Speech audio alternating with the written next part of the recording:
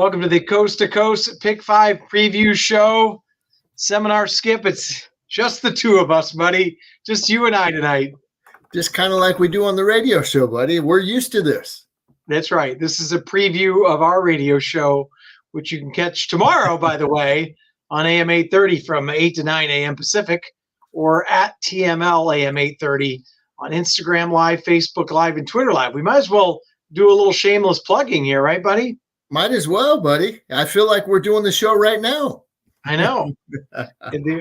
So tomorrow we've got a 9-race program at Santa Anita. First race is at 9 o'clock. We're going to be going over the Coast to Coast Pick 5, which includes Gulfstream Park. And then there's a couple big races tomorrow, buddy. And then, of course, next weekend is the big weekend here at Santa Anita. Yeah, the Santa Anita Derby. And they got 3 or 4 other stakes on the undercard. I think the Charles Whittingham, they always put a great card together on that day, and looking forward to it. It should be great weather, and looking forward to a great day at the Great Race Place. Like you said, too, we finally, I don't know if you've checked, I'm sure you have, because you are the weatherman.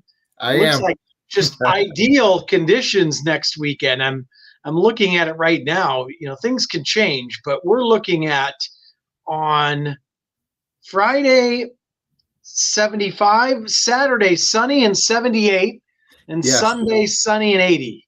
Okay. So Cali weather is back, my friend.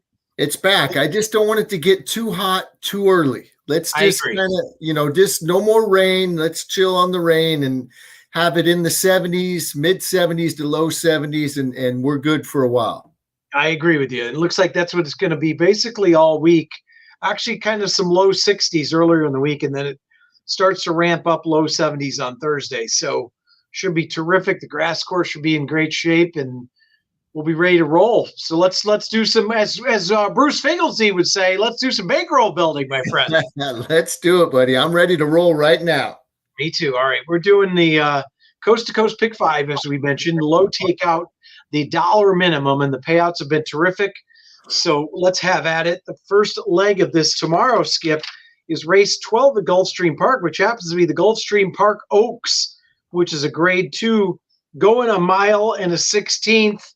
And what are you looking at here? You spreading here?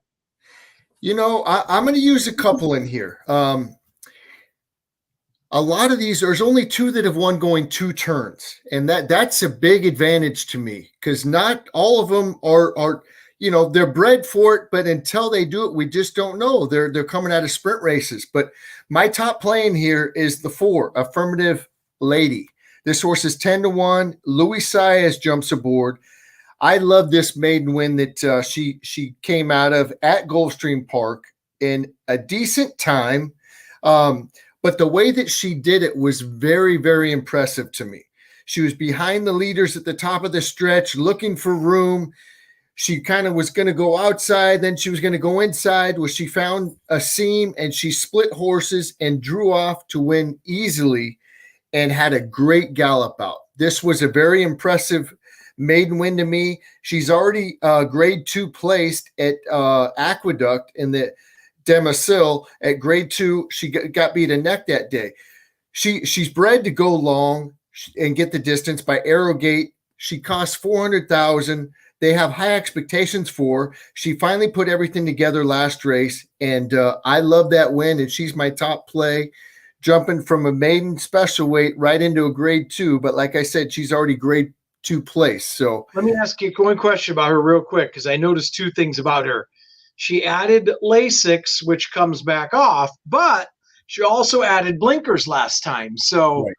With that, you think it's more of the blinkers? I mean, you never know with the Lasix on and off with these 2-year-olds, 3-year-olds, stakes, non-stakes. It's tough to gauge.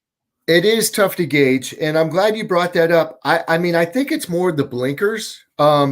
She's run good without Lasix, and I know it was over a sloppy track on December 3rd, but that was out without Lasix, and that was a good race. Maybe the Lasix helped. I'm hoping it was the blinkers. I love that Luis Saez jumps aboard, and Graham Motion does a great job. And this horse has come back to work twice since, which I like. I wasn't able to watch the works on XBTV. They didn't have them. But at 10-1, that I'm really, I was really impressed with that maiden breaking victory. Like you said, I think probably because she's ran well before without the Lasix, it's probably more the blinkers angle. That's a good point. Yeah. Right. And that's what you got to pay attention to, that Lasix on, Lasix off. I'm also going to use a couple others in here. The two ran like a horse that needed a race.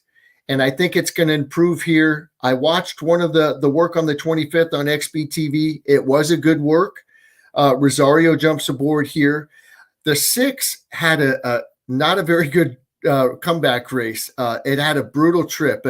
Not the best of starts, then was in a tight spot between horses on the backstretch on the turn, swung out turning for home in the stretch, and finished okay.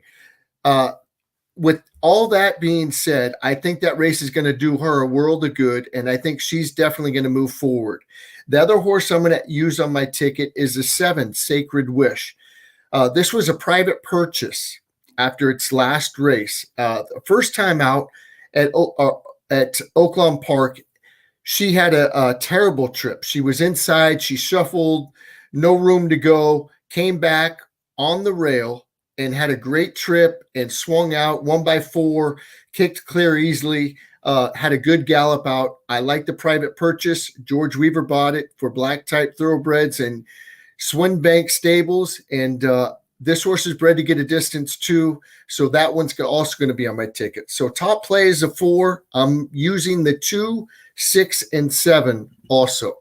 Now I noticed you did not use the morning line favorite with not only Irad Ortiz, but Todd Pletcher, who's been on fire, and those two hitting at a 32% clip together.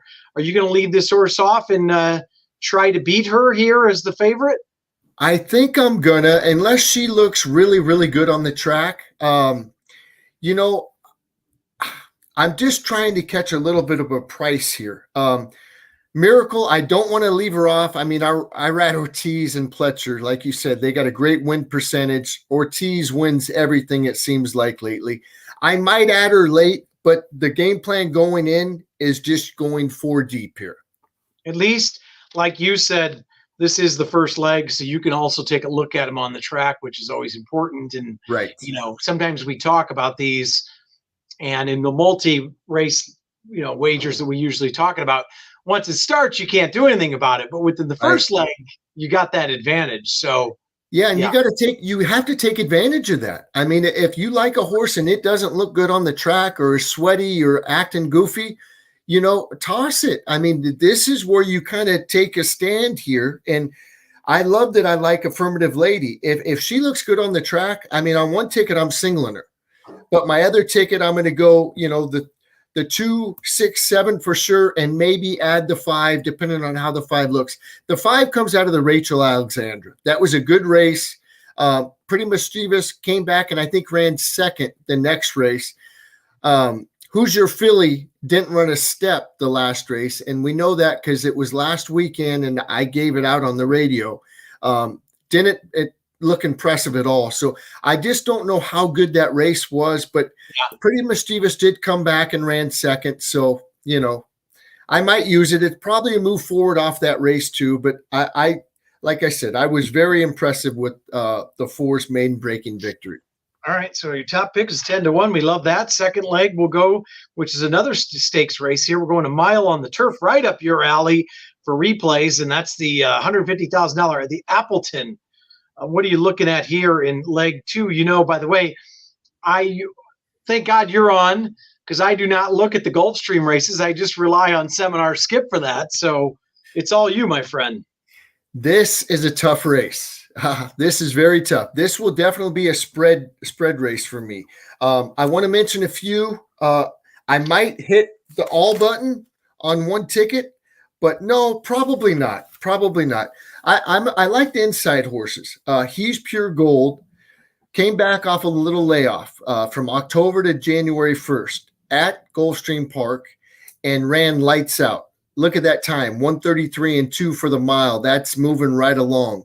I like that. Then it came back at Tampa Bay in the Tampa Bay Grade 3 and broke from the way outside. 11 out of 12 horses. That's tough to win from way out there because you got to get the perfect trip. And the horse that won that race, Emmanuel, is a Todd Pletcher horse. It is a very nice that was on the Derby Trail last year. They finally moved it to the grass, and it looks like he found a home on the grass. So at 8-1, He's Pure Gold is definitely going to be on my ticket. And besides, I mean, it likes to win. It's won 6 out of 18. It likes the distance. My long shot in this race is going to be the 2, and they come out of that same race. Actually, they don't. This horse got beat by Emmanuel last time, and it was rank. It was pulling hard. It didn't really get to settle. I'm hoping that Jaramillo can get this horse to settle, but maybe it bounced a little bit off that good comeback race too, from November to February 10th. Yeah, that was race a quick turnaround, right? Yeah, right. And this horse likes to win, and it likes the grass, and it likes the distance. At 20-1, this has got to be on your ticket. I mean, that comeback race on February 10th was very impressive. And then the other 2 that I'm going to use for sure that are prices are the 3 and 4. I love that Rosario stays on the 3. This horse is 10-1. Brian Lynch is having a good meet. It just got beat by Super Dormy, but this horse was coming late, and at 10-1, I'm using this. I think that was a real good. This horse got through late, got through at the 8 pole and came flying and was good and likes Gulfstream Park. Another one I want to mention is the 4 Striker. This was by Warfront, or out of, the Sires Warfront. This horse wasn't really impressive at Tampa Bay. Went wire to wire that day. It was the first time on the grass, and I loved the way that he won. So those are the ones I'm going to mention. They're all prices, and that's what I'm hoping for in this race. I love it. And it looks like there is quite a bit of speed in here. Although some of these horses, I'm looking at like Win From Within, looks like that he wants the lead. Steady Right. On looks maybe tactical, right? So, and Striker, you never know, because obviously Striker could probably sit anywhere. Went wire to wire the last time, but obviously that horse is gone. Well, that was, I guess, first time stretching out, but added blinkers last time, and looks like there's some serious talent there, huh, with Striker. Yeah, there definitely does. There is speed in here. The 6 is tactical. You'd think I would think that Chantel's going with the 7, but I don't think that Striker's going to be too far off. I mean, I think the blinkers and stretching out, I think it's going to keep company. I would even, man, this is a tough race. Yeah. The 6 is definitely going to be on my ticket too, but more than likely I'm going to go 1 through 4, 6, and maybe I'll put the 5 on too. So maybe 1 through 6, but definitely I like the prices of the 1, 2, 3, and 4, with the 1 and 3 being best at 8-1 and 10-1. All right. Well, it looks like we could be starting out with some prices in the first 2 legs, and we get to the 3rd leg, which is race 6 at Santa Anita. This is one of those $10,000 claimers. This is a tough one, Skipper, because half of them come from Los Alamitos at night and kind of going back and forth. So looking through this race, the only thing I noticed, and I don't know how much you've looked at this race, I don't know if you're like me, I look at the bigger races first, the stakes, the allowances, and then I get around to the lower level claimers. There doesn't, it's hard to translate the nighttime to here, but it's amazing for a 5.5 furlong race with a lot of Los Al horses. There doesn't seem to be a lot of speed in here, believe it or not, where I think the 1 might sneak away and get an easy lead in here if he breaks well from the rail draw. What do you think about that? Yeah, they got to go from the rail. I mean, there's going to be no secrets. I think Giovanni Franco is going to just put this horse on the choo-choo train and just try to go wire to wire. Their trainer, Milton Pineda, does a great job, and he's been winning all kinds of races at Los Al, and he's been doing very well at Santa Anita, winning at 15%. Right. And look through the field. Just go quickly through where is the other speed coming from? And it's amazing to say that when you see probably 4 or 5 horses coming out of Los Al races, but Yeah. really there is no speed in this race. Usually you say that somebody else is going to end up shoving, but I don't see it. Even, Box of Chocolates is a stalker, and even broke from the rail last time out. Right. Showed speed going along, but Right. You know who might show some speed, and they're even taking the blinkers off, but Midnight Special. that would be the one, right? Correct. Who's shown speed. But I was thinking with the blinkers off, Dean Pedersen, his horses can show some speed. You're right. That's the one horse that has some speed in it. But the last couple hasn't shown as much, and then is taking the blinkers off. So that's the one Right. that could press, right? Yeah, that's the one that I would think that would, and that one definitely will be on my ticket. I know it's 0 for 5 at Santa Anita, but Dean Pedersen does a great job. He doesn't claim many, but when he does, they come right back and win. He brings it right back for the same level. And this Bug Boy has been riding really good, and I think he will get that horse right in position. So I think the 3 is going to be right off the 1, and those 2 could just keep going around. I mean, it's a tough race, and these 10,000 claimers, they always seem to beat each other. Just one will win this day, another one they could have 5 different times, 5 different races, and 5 different winners. So right, yeah. Just because of a pace play, I'm actually considering singling the 1 on one of my tickets, but it's so tough, like you said, with some of these lower ones because the form's kind of all over the place. Some of them have been coming from the nighttime oval. It just seems like someone is going to, and especially because they're going 5.5, as much as it looks on paper, it seems like someone's going to end up sending and. Right. Tough. Right. All right, we move on.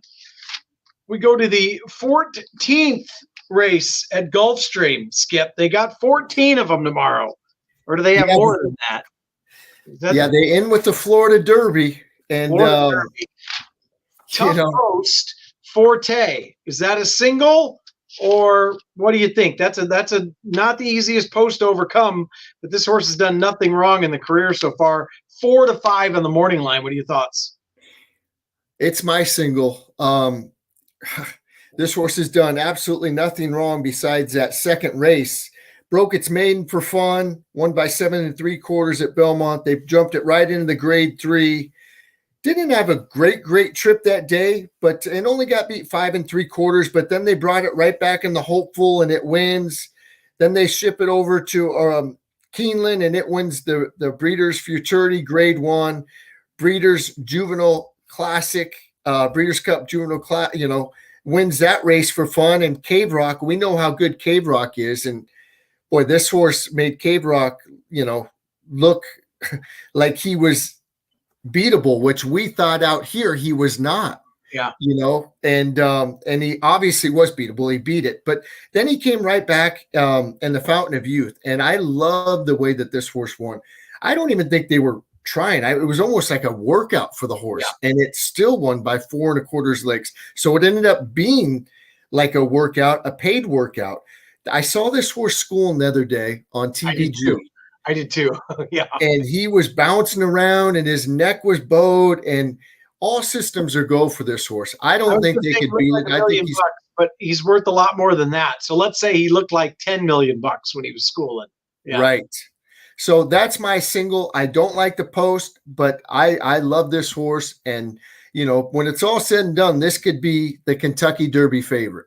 And what's impressive about Forte is how many times do we see, the 2-year-old champ, the best 2-year-old, come back and then flop as a 3-year-old. And that was the comeback race. And like you said, it was the Fountain of Youth, and it was a paid workout, basically. It was. And if you're ever going to try to beat it, and I did that day, that was the time to do it. Now it's had the race out. It's came back to work twice more. It's working great, and it's looking great. And, I'm not even going to think twice. It's my single on my Coast to Coast pick 5 and my pick 5 at Gulfstream. So Forte is I'm all in on Forte. I don't like the 4 to 5, but what are you going to do? I'm not going to bet it to win. I'm going to single it and hope we get some prices around it. And if we start off with my 10-1 shot, that kicks things off very good, and we'll see how it goes from there. Yeah, and there's no other real logical single, which will lead me into the final leg, which is race 7 at Santa Anita. This is the grade 2 Royal Heroine, and they're going 6. Excuse me, there's a 6-pack in here. Clearly, the horse to beat is Closing Remarks, but and if you watch that replay the last time, she tried to get up the rail and got steadied and steadied sharply, and probably wins the race if that doesn't happen. Right. But she always seems to get in some trouble, right? She runs the same race every time. I mean, how many times have we been on her trying to catch her? Oh, she had a great replay, this and that. We've been saying that for the last 5 or 6 races. Yeah, I know. So it just seems like one of those horses that always seems to find trouble, and almost like it doesn't have that winning spirit or whatever. It just seems like it wants to run with horses. You know what I mean? I don't know. That's either that or she just always gets in trouble. And, if she always gets in trouble, she's going to get in trouble again. And I'm not going to, be singling her at 2-1. I'm going to use, but I'm not going to single by any means. Yeah. I mean, that last race was clearly trouble because she got blocked, she got steadied, and then she came on again and was rolling late. But like you said, once again, a lot of trouble. Then you go to a couple other horses. Let's look at the pace scenario. It looks like Honey Jar and Very Scary are going to hook up. So you would say that would set up for the other ones. We just mentioned Closing Remarks. Let's go to School Dance. School Dance looked like a star in the making when she first started over here. The last couple, we gave her an excuse to back. Right. And then last time out, there was no excuse. Maybe it was the good turf, not the firm. I'm making things up here. I don't know what has happened. The last 2, they weren't terrible, but they weren't what we expected. Right. And I gave her out both of the times on the radio. And last time she was my best bet. She went off at, a little over 5-1.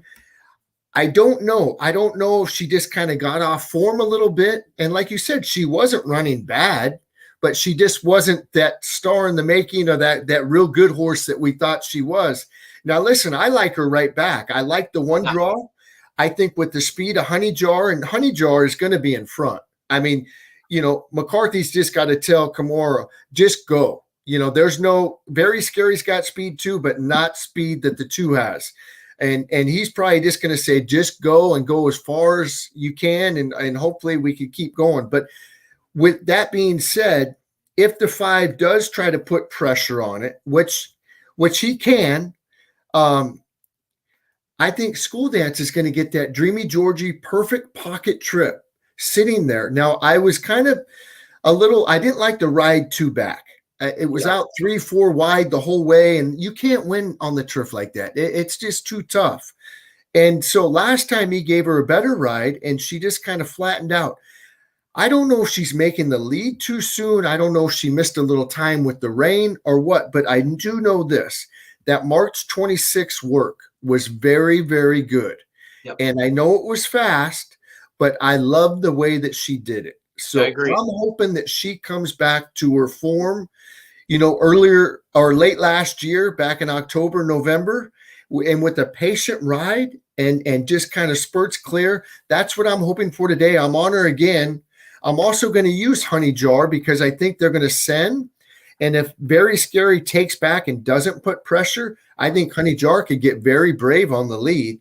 We got to use Closing Remarks. But the one thing I will say about Closing Remarks, even we've already talked about it, it was a brutal trip. It was on the inside and it got blocked and the horse was kind of backing up right into it. But I think that replay was better than it, or not as good as it looked, because all those horses were making a move. And Closing Remarks, as they're making a move and fighting for the lead, she had no choice but to take back because of the trouble. Well, by the time they all made their move and they're all gunning for the lead and they're 4 or 5 wide turning for home, Closing Remark finishes good. And I think it was a little deceiving. I know it was trouble, but I'm not sold on that replay. Yeah. The other one I got to use is Nadette. Me too. Frankie Dettori's on it. We know all about him. And last time it kind of looked like he might have made a move wide and a little too early. I think with a little more patient ride, she could come in at 6-1. I think we're going to get 6-1. I'm not sold on the outside horse. Neither. I didn't love the March 13th work. Me either. On the training track now, and I know that's not turf, but it's kind of the same thing out here. And it was I put as an underline. Right. Yeah. Coming out of grade 2s, grade 3s, has class, but it has to show me it can do it here. Usually I love betting the Europeans here. This one I'm not putting on my ticket. I'm going through 1 through 4, and I like the one the best, hoping that School Dance comes back to her form and gets that great trip on the inside there. All right, buddy. Well, it looks like it's going to be Spreadsville and then All About Forte tomorrow. And if anybody watches us, the last thing we do is single chalks. But yeah, like we also said last week, there are times when you just have to take what they give you. And especially in these, we've seen these pick fives week in, week out, even with a 6-5, 3-5 come home, it paying 5, 10, 15 grand on a regular basis. So it doesn't matter if you just got to get your single home. You got to get the single home. And, I'm so frustrated because Sunday I was out there and I loved the pick 5, the coast to coast, and I was lined up perfect. The single got home, which was 4-5 or even 3-5. It was an old chat. I think Christophe Clement trained at Rosario, gave it a ride. It was coming out of some really good races. It won. And then, of course, the last race, a bomb wins, and I had the bomb, and it pays almost $11,000. The one that I missed, it was either 2 or 5. It was Christmas present. Surprise. Yeah, Christmas surprise, or it was the 2 horse that came out of the same race of Sadler's that had trouble. And I could have gone all 4, but on the short field, I don't want to go 4 out of 6. Yeah. So anyways, I made the wrong choice once again. Yeah. Well, tomorrow we shall get them. And then just a quick reminder, the week after, the 8th of April, is going to be Santa Anita Derby Day. We will be doing a live show on Thursday afternoon for the Saturday card. So a day early, but that'll give us a little bit less time, but we'll have plenty of time. That card should come out early for us to do our work and then everybody to absorb it a little bit longer. So, all right, Skipper, I'll see you bright and early in the morning, buddy. Appreciate it. Good luck, everybody. Good luck.